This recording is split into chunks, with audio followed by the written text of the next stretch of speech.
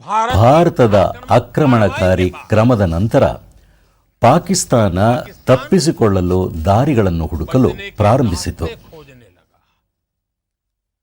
ಪಾಕಿಸ್ತಾನ ಉದ್ವಿಗ್ನತೆಯನ್ನು ಕಡಿಮೆ ಮಾಡಲು ಜಗತ್ತನ್ನು ಬೇಡಿಕೊಳ್ಳುತ್ತಿತ್ತು ಮತ್ತು ಈ ಬಲವಂತದ ಮೇರೆಗೆ ತೀವ್ರವಾಗಿ ಥಳಿಸಿದ ನಂತರ ಮೇ 10ರ ಮಧ್ಯಾಹ್ನ ಪಾಕಿಸ್ತಾನಿ ಸೇನೆಯು ನಮ್ಮ ಡಿಜಿಎಂಒಗಳು ಅವರನ್ನು ಸಂಪರ್ಕಿಸಿತು.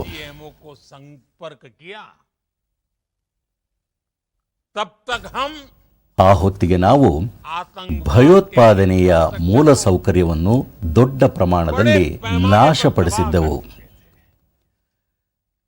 ಭಯೋತ್ಪಾದಕರು ಕೊಲ್ಲಲ್ಪಟ್ಟರು.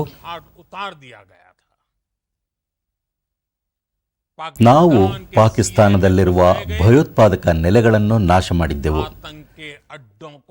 ಹಾಗಾಗಿ ಪಾಕಿಸ್ತಾನದಿಂದ ಮನವಿ ಬಂದಾಗ, ಇದನ್ನು ಪಾಕಿಸ್ತಾನದಿಂದ ಹೇಳಿದಾಗ ಅವರ ಕಡೆಯಿಂದ ಇನ್ನು ಮುಂದೆ ಯಾವುದೇ ಭಯೋತ್ಪಾದಕ ಚಟುವಟಿಕೆ ಮತ್ತು ಮಿಲಿಟರಿ ಸಾಹಸ ಇರುವುದಿಲ್ಲ ಎಂದು ಹೇಳಿದ್ದರಿಂದ ಭಾರತವು ಅದನ್ನು ಪರಿಗಣಿಸಿತು.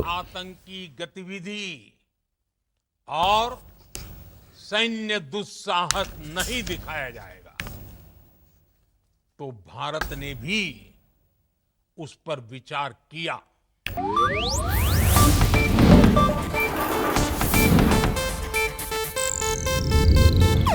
ಇದು ಏಷ್ಯಾನೆಟ್ ನ್ಯೂಸ್ ನೆಟ್ವರ್ಕ್ ಪ್ರಸ್ತುತಿ.